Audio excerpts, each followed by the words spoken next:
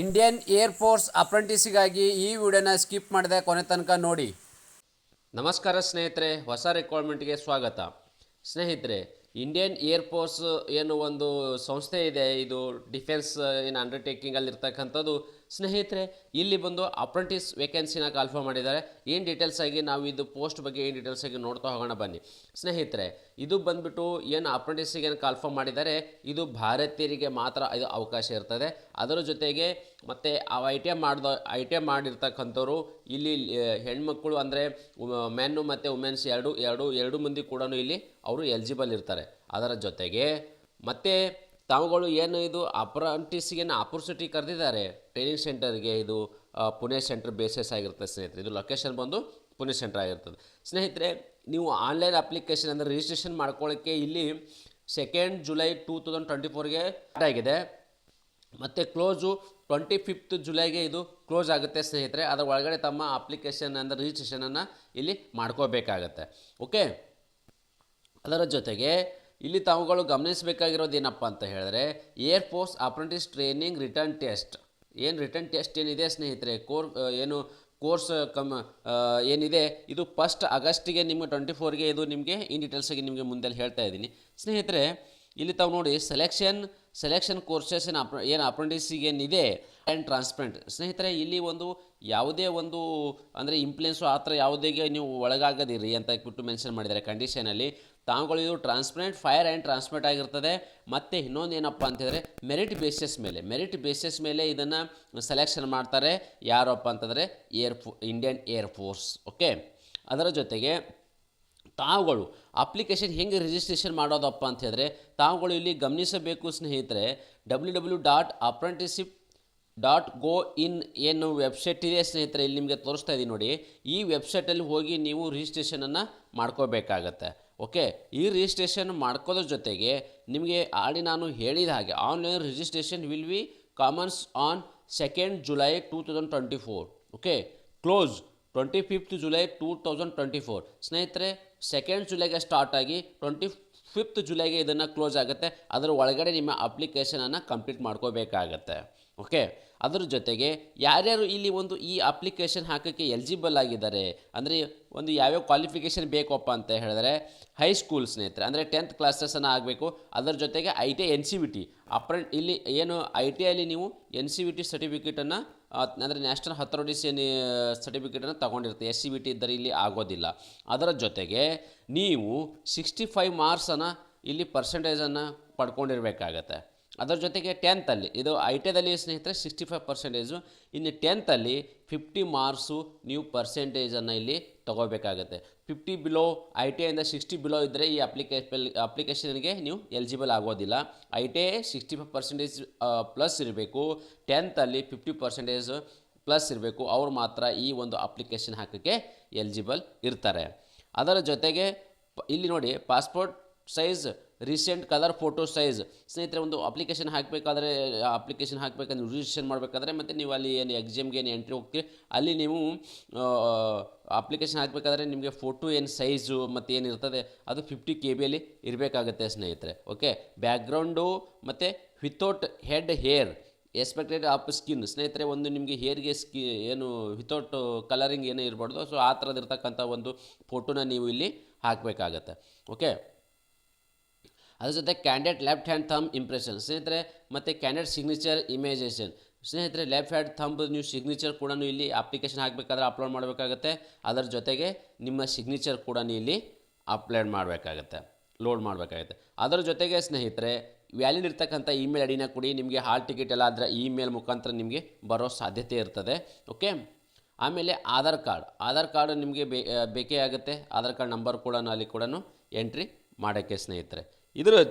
ಇದ್ರ ಜೊತೆಗೆ ನಾನು ಇಂಪಾರ್ಟೆಂಟ್ ಆಗಿರ್ತಕ್ಕಂಥ ವಿಷಯಗಳನ್ನು ನಿಮಗೆ ಹೇಳ್ತಾ ಹೋಗ್ತೀನಿ ಸ್ನೇಹಿತರೆ. ಓಕೆ, ನಿಮಗೆ ಮೆಡಿಕಲ್ ಏನು ಎಕ್ಸಾಮಿಷನ್ ಏನಿದೆ ಆಫ್ಟರ್ ನಿಮಗೆ ಸೆಲೆಕ್ಷನ್ ಆದಮೇಲೆ ನಿಮಗೆ ಮೆಡಿಕಲ್ ಎಕ್ಸಾಮಿಷನ್ಸ್ ಎಲ್ಲನೂ ಇಲ್ಲಿ ಇದು ಮಾಡ್ತಾರೆ ಸ್ನೇಹಿತರೆ.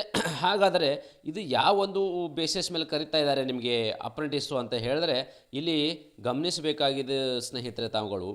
The reservation for agreements for apprentice will be the admissionable as per the apprentice act 1961 rule. ಸ್ನೇಹಿತರೆ, ಏನು ಒಂದು 1961 ಏನು ರೂಲ್ ಇದೆ, ಆ ಬೇಸಿಸ್ ಮೇಲೆ ಇದು ಇಂಡಿಯನ್ ಏರ್ಫೋರ್ಸು ನಿಮಗೆ ಅಪ್ರೆಂಟಿಸ್ಗೆ ಆಹ್ವಾನಿಸಿದೆ. ಓಕೆ, ಅದರ ಜೊತೆಗೆ ನಿಮಗೆ no T A D A ಮತ್ಲಬ್ ನಿಮಗೆ ಪೇಯಬಲ್ ಆಗೇನೆ ಇರ್ತದೆ ಸ್ನೇಹಿತರೆ. ನಿಮಗೆ ಟಿ ಎ ಡಿ ಎ ಆ ಥರ ಎಕ್ಸಾಮ್ಗೆ ನಿಮ್ಮ ಸೆಲೆಕ್ಷನ್ ಪ್ರೊಸೆಸ್ಗೆ ಇದು ಯಾವುದು ಕೊಡೋದಿಲ್ಲ ಅಂತ ಹೇಳ್ತಾ ಇದ್ದಾರೆ. Okay, caste certificate for example SC ST OBC ಆಗಿದ್ದರೆ ಅವರಿಗೆ ಕಾಸ್ಟ್ ಸರ್ಟಿಫಿಕೇಟ್ ಕೂಡ ಅವರು ತೊಗೊಂಡು ಹೋಗಬೇಕಾಗುತ್ತೆ ಸ್ನೇಹಿತರೆ. ಅಂದರೆ ನೀವು ಅಪ್ಲಿಕೇಶನ್ ಹಾಕಬೇಕಾದ್ರೆ ನೀವು ಅದನ್ನು ಮೆನ್ಷನ್ ಮಾಡಬೇಕಾಗತ್ತೆ. ಓಕೆ, ಫಾರ್ ಎಕ್ಸಾಂಪಲ್ ನಿಮಗೆ ಕ್ಯಾಟಗರಿ ಇರ್ತಕ್ಕಂಥ ವೇಕೆನ್ಸಿಗಳಿದ್ದರೆ ನಿಮಗೆ ಅಲ್ಲಿ ಹೆಲ್ಪ್ ಆಗುತ್ತೆ. ಓಕೆ, ಅದರ ಜೊತೆಗೆ ಎಲಿಜಿಬಲ್ ನೋಡಿ ಸ್ನೇಹಿತರೆ, ಇದು ಆನ್ಲೈನ್ ಅಪ್ಲಿಕೇಶನ್ ಏನು ಹಾಕಿರ್ತೀರಿ, ಹಾಕಿದಾದಮೇಲೆ ನಿಮಗೆ ಇನ್ ಡೀಟೇಲ್ಸ್ ಆಗಿ ಇದು ಯಾವ ಒಂದು ಡಿಪೋ ಅಪ್ಪ ಅಂತ ಹೇಳಿದ್ರೆ, ಯಾವ ಒಂದು ನಿಮಗೆ ಈ ಇಂಡಿಯನ್ ಏರ್ಫೋರ್ಸ್ ಯಾವ ಬೇಸ್ ಅಪ್ಪ ಅಂತಂದರೆ ಪುಣೆ ಬೇಸ್ ಇದೆ. ಅಂದರೆ ನಿಮಗೆ ಸೆಲೆಕ್ಷನ್ ಆದಮೇಲೆ ನೀವು ಪುಣೆ ಬೇಸ್ ಇರ್ತಕ್ಕಂಥ ಏರ್ಫೋರ್ಸ್ ಯೂನಿಟಲ್ಲಿ ನೀವು ಹೋಗಿ ಅಲ್ಲಿ ಕೆಲಸ ಮಾಡಬೇಕಾಗತ್ತೆ. ಓಕೆ, ಅದರ ಜೊತೆಗೆ ತಾವುಗಳು ಗಮನಿಸಬೇಕಾಗಿರೋದೇನಪ್ಪ ಅಂದರೆ 1 ಆಗಸ್ಟ್ 2024ಗೆ ನೀವು ಅಲ್ಲಿ ಜಾಯ್ನಿಂಗ್ನೂ ಮಾಡ್ಕೊಳ್ತಾರೆ. Okay, 26 July 2024 to 31 July 2024 base ಡಿಪಾರ್ಟ್ಮೆಂಟಿಗೆ ಏನಿದೆ ಏರ್ಫೋರ್ಸ್ ಪುಣೆದಲ್ಲಿ ಅಲ್ಲಿ ರಿಪೋರ್ಟ್ ಮಾಡ್ಕೋಬೇಕಾಗುತ್ತೆ. ಇನ್ ಡೀಟೇಲ್ಸ್ ಆಗಿ ನಿಮಗೆ ಹೇಳ್ತೀನಿ.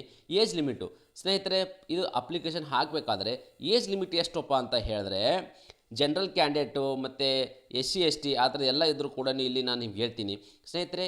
ನೀವು ಏಜ್ ಲಿಮಿಟ್ ಅಪ್ಪ ಅಂತಂದರೆ 1 ಆಗಸ್ಟ್ 2024ಗೆ ಈ ಒಂದು ಏಜ್ ಎಲಿಜಿಬಿಲಿಟಿಯಲ್ಲಿ ನೀವು ಇದು ಒಳಗಡೆ ಇರ್ತೀರಿ. ಓಕೆ, ಜನರಲ್ ಕ್ಯಾಟಗರಿ ಇದ್ದರೆ ಅವರಿಗೆ 17 ಇಂದ 21 ವರ್ಷ ಸ್ನೇಹಿತರೆ. OBC ಇದ್ದರೆ ಅವರಿಗೆ 17 ಇಂದ 24, ಮತ್ತು SC ST ಕ್ಯಾಂಡಿಡೇಟ್ ಇದ್ದರೆ ಅವರಿಗೆ 17 ಇಂದ 26 ಏಜ್ ಒಳಗಡೆ ಅವರು ಈ ಒಂದು ಅಪ್ಲಿಕೇಶನ್ಗೆ ಅಪ್ಲಿಕೇಬಲ್ ಹಾಕೋಕ್ಕೆ ಅವರು ಎಲಿಜಿಬಲ್ ಇರ್ತಾರೆ. ಓಕೆ, ನಿಮಗೆ ಮಿನಿಮಮ್ ಕ್ವಾಲಿಫಿಕೇಷನ್ ಬಗ್ಗೆ ನಿಮ್ಗೆ ಹೇಳಿದ್ದೀನಿ. 10th ಪ್ಲಸ್ ಅಂದರೆ ನೀವು ITI ಆಗಿರಬೇಕಾಗತ್ತೆ. ಓಕೆ, ಕ್ಯಾಂಡಿಡೇಟು ಮತ್ತು ITI ಕ್ವಾಲಿಫಿಕೇಷನ್ ವಿತ್ ಮಿನಿಮಮ್ 65%. ಸ್ನೇಹಿತರೆ, ನಿಮಗೆ ಹೇಳಿದಾಗೆ ಇಲ್ಲಿ 10th ನಮಗೆ ಎಷ್ಟು ಪರ್ಸೆಂಟೇಜ್ ಬೇಕಾಗಿತ್ತು, ನಾನು ನಿಮಗೆ ಮೊದಲೇ ಹೇಳಿದ ಹಾಗೆ 10th ನಿಮಗೆ 50% ಬೇಕಾಗಿದೆ. ಓಕೆ, ಸೊ ITI ಇಲ್ಲಿ 65%ಅನ್ನು ಇಲ್ಲಿ ಪರ್ಸೆಂಟೇಜನ್ನು ತೊಗೊಂಡ್ರೆ ಮಾತ್ರ ನೀವು ಇಲ್ಲಿ ಅಪ್ಲಿಕೇಬಲ್ ಹಾಕೋಕ್ಕೆ ಸಾಧ್ಯ ಇದೆ ಸ್ನೇಹಿತರೆ. Okay, trade and course numbers ಸ್ನೇಹಿತರೆ, ಯಾವ್ಯಾವ ಒಂದು ಟ್ರೇಡನ್ನು ಇಲ್ಲಿ ಕನ್ಫರ್ಮ್ ಮಾಡಿದ್ದಾರೆ ಎಂಬುದನ್ನು ನಾವು ಇಲ್ಲಿ ನೋಡೋಣ. ಫಸ್ಟ್ನೇದಾಗಿ ಸ್ನೇಹಿತರೆ, ಇಲ್ಲಿ ನೋಡಿ ಎಲೆಕ್ಟ್ರಾನಿಕ್ಸ್ ಮೆಕ್ಯಾನಿಕಲ್ ಏನಿದೆ ಸ್ನೇಹಿತರೆ, ಅವರಿಗೆ ಇಲ್ಲಿ ಕನ್ಫರ್ಮ್ ಮಾಡಿದೆ. ನಂಬರ್ ಆಫ್ ಸೀಟು 23 ಇದೆ. ಕಂಪ್ಯೂಟರ್ ರಿಪೇರ್ ಮಾಡೋರು ಏನಿದ್ದಾರೆ, ಮೇಂಟೆನೆನ್ಸ್ ಏನಿದ್ದಾರೆ ಸ್ನೇಹಿತರೆ, ಅವರಿಗೆ ಇಲ್ಲಿರ್ತಕ್ಕಂಥದ್ದು totally 5 ವೇಕೆನ್ಸಿಗಳಿದ್ದಾವೆ.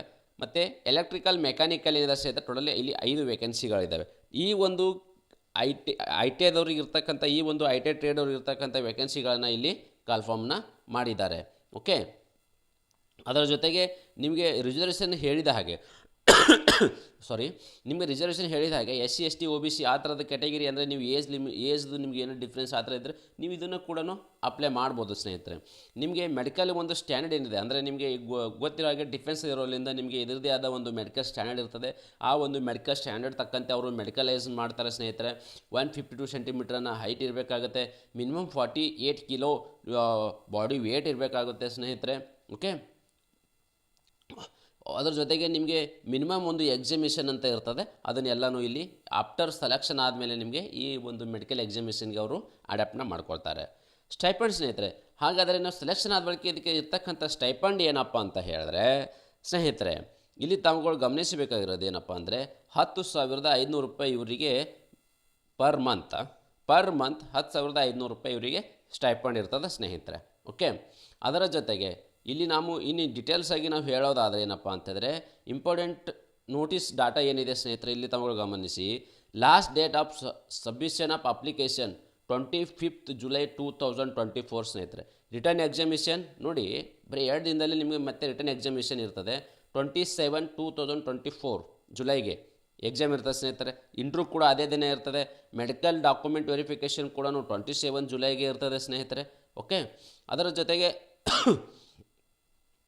Declaration of merit list 28 July 2024 ಸ್ನೇಹಿತರೆ.